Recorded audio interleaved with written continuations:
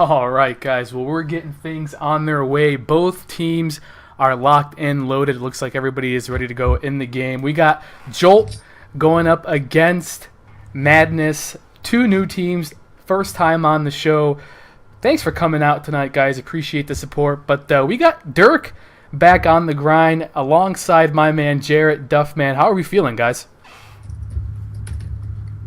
Oh, my bad. I was actually just tweeting out stream. I'm feeling good. I'm ready to cast over this. My third night in a row of the shows, not day, but third night in a row. So I'm ready to get things rolling. I have a few friends on Jolt, so I'm kind of familiar with them. So I'm just ready to get this ball rolling. How about you, Mr. Okay, they started it. How about you, Duffman? Quick, perfect. Bust the rhyme.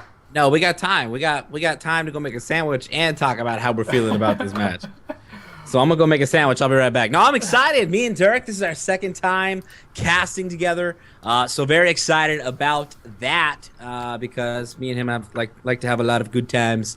But I'm excited to see these two new teams like John said tonight. We've got Jolt against Madness in our best of 7, ladies and gentlemen. And we're going to start it off with domination on Sovereign tonight.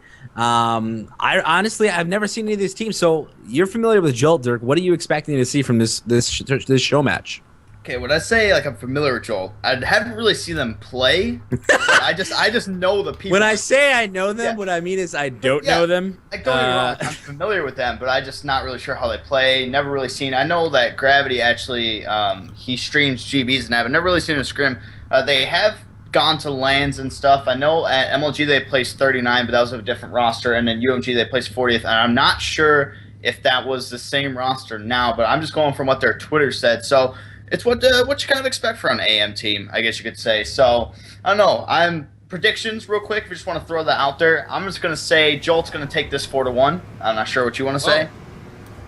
I'm not gonna make a prediction right now. I will say I want to see the first match. Based on this first match, how aggressive these two teams play, I'll be able to make a choice here. But I'm on board early on here with Jolt, specifically Riptides, who's making a very decent, nice push over to B. But the gun that he's got in his hand is not a typical AR Remington or that submachine gun. He's got that Crescent Moon. I don't even know what gun this is because nobody uses it. But it's an LMG, and he's going to go ahead and find a player early on. But not a lot of mobility with that gun, so he's going to take it out pretty quickly.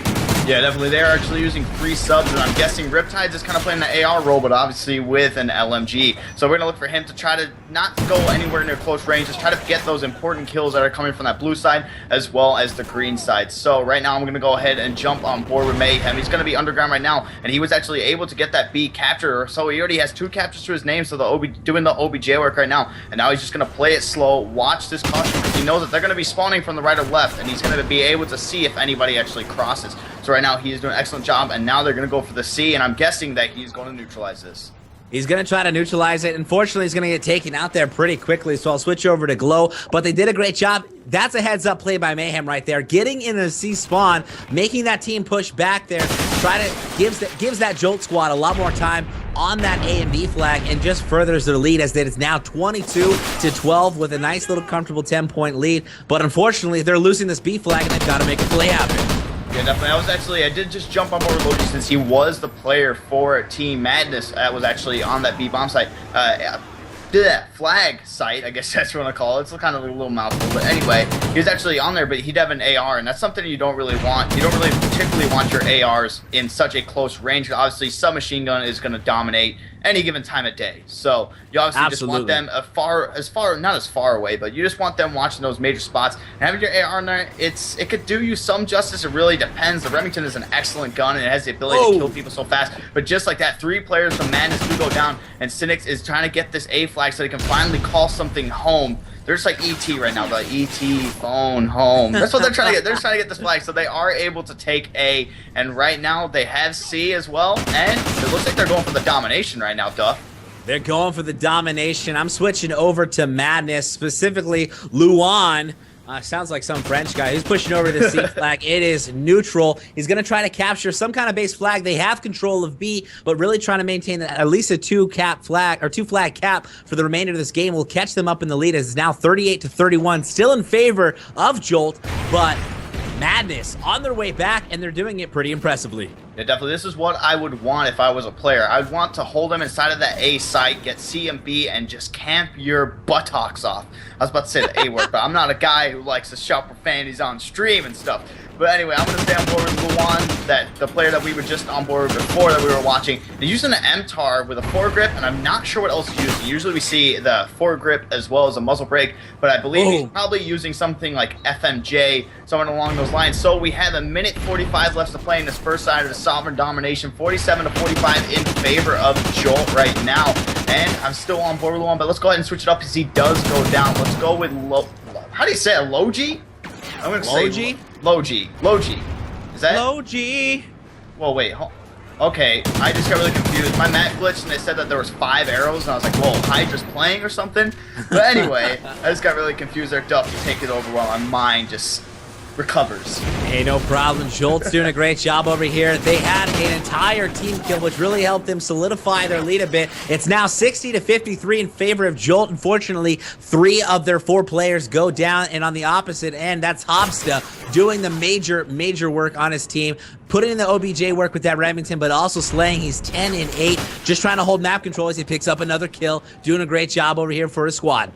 Yeah, definitely. Someone I just really want to point out is all the players on Madness. Look at their captures. I know, like, there's 2 of the players with 2, but then you have Cynics who has 4 and Luan. So they're all basically just hopping on that when they really need to. So everybody is basically an OBJ right now. But then you look at Jolt, they just have Mayhem has 4, Gravity has 2, and then Glow is going to have 1, Riptides with none. But they're doing an excellent job slaying, and that is partially why they had this lead. Such a small lead, 69-68, because Madness, man, they were doing such a good job to try to stage that comeback. They had CB, they had Jolt pushed into A, and that, like I said, that is exactly what you want. But then Jolt came out here, and right at the end, they're just trying to get as many points to add on, and they're going to take just a small lead, and that's exactly what you want in the domination game. You never like to see blowouts. No, you never like to see blowouts, but these teams are so evenly matched, and Jolt took the early lead in this first round as it's going to come to an end here. Your final score is going to be 78-76, still in favor of Jolt, but only a 2-point lead. And where this got out of hand was,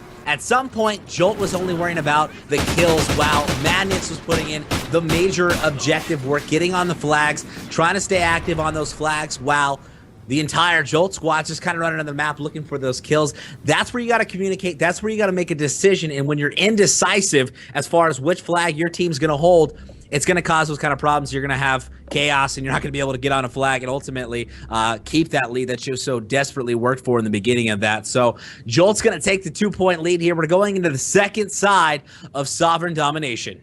Yeah, definitely. Like, kind of what you were saying is when Jolt, they were just kind of fishing around for the kills, and then obviously they made that push onto C, which actually happened pretty early. I mean, you usually see players make that play on C trying to neutralize it when the game is actually really close, and they're just trying to cut down the lead a bit, but that was at the very start of the game, and it went for that. And I think that's also like when it just started going downhill just a bit. Like the early neutralization, they were spawn, get the kills, they just pushed out from there, and that's where they just kind of got pushed back into their A site. And that is definitely not what you want. I mean, if you have A and B already, why get greedy and try to go for C? I'm not really sure why you would do that. Obviously, the neutralization, which is probably what he's going for. But I don't know. If that was me, I'd probably maybe try to go for C and then try to get a spawn switch. But I don't know. It just kind of went down for hill for them. But Jolt were still able to pull out that first side with 2 points ahead of Team Madness. So who do you want to jump on board with to start this after this timer goes away? I want to specifically jump on board with somebody from this Madness squad, and I'm going to go ahead and have to pick Cynex. Cynex, I've seen some fan favorites in the chat tonight, so I want to hop on board with him, see if he's able to make some plays for his squad, especially being down by 2 after that first half of domination. He's going to be your aggressive sub with that MTAR, so I'm excited to see what he can do with it.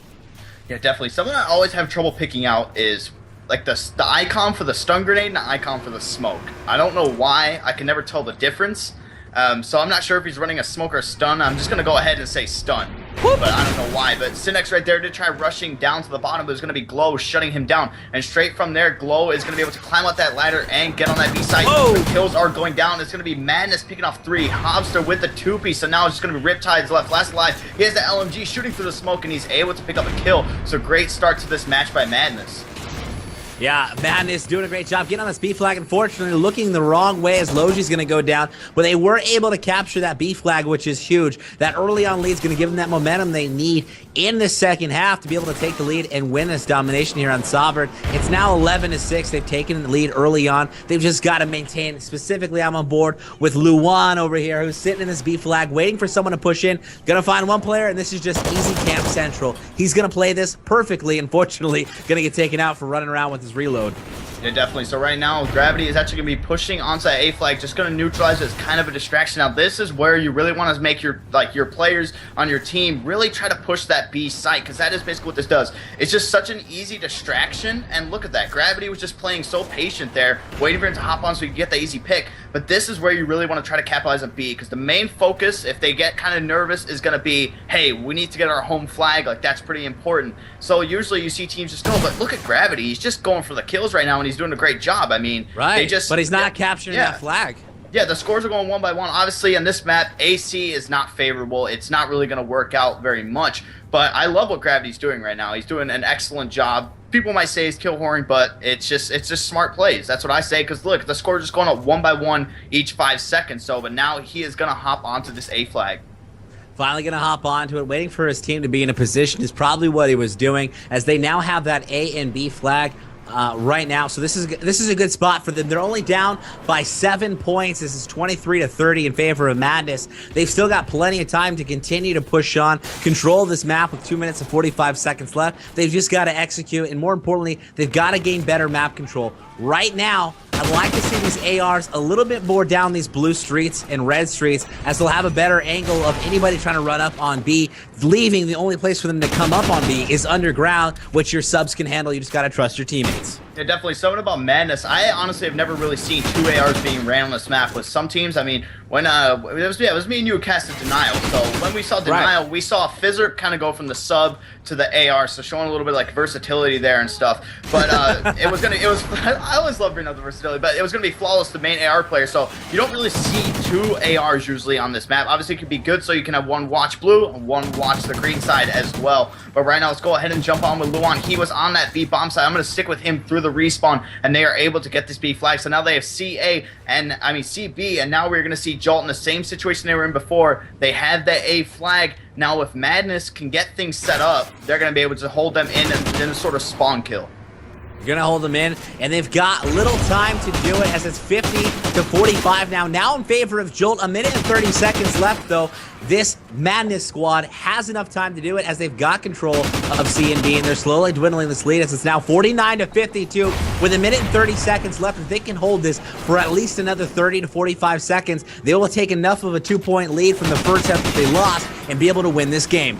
Yeah, definitely. For those of you guys in the chat who are maybe just getting in here and wondering what the score is, Jolt did take the first side of domination by 2 points. So now, as we're coming so close to the minute of this game, minute 5 seconds left, it's going to be Madness that does have the lead, but the game is so close. Literally 1 point spread in these teams. And now look at Jolt. They are making the plays on that B side, and now they have A and B secured. But somebody who I'm still on board with is Luan. He is making that sneaky play over to A, and this is where the neutralization really does come in handy. It's at these end of the game moments when you really just need to try to cut the score, because a second could mean anything. That's literally all it can mean, just one flag. But Jolt now does have a 2-point lead, and they are going to get this A flag. Nobody's going to be there to try to contest that, and they are just holding us down, but they are losing B. 30 seconds left. Oh my gosh. Who do you think is going to take 66-64.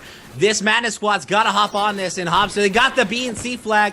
It's 67-68. There's just enough time that they can hold it to the rest of the match. They'll be able to score more than 2 points. 69-69. Jolt's got to make a play on B and at least neutralize this flag if they want to take the win. 1 point lead. They still are down by -1. They've got 10 seconds left. It's now 73-71. The score is tied for the entire map. 5 seconds left. And it looks like Madness has taken the lead. Madness is going to win domination by 1 point. Jeez, man. Literally 1 point. Madness, man. They literally, that's such a big play at the end. I wasn't paying attention to the kill feed. I just looked on the minimap and I saw all four players from Jolt like die. They were just gone, and that's where I was like, oh lord. So that was just big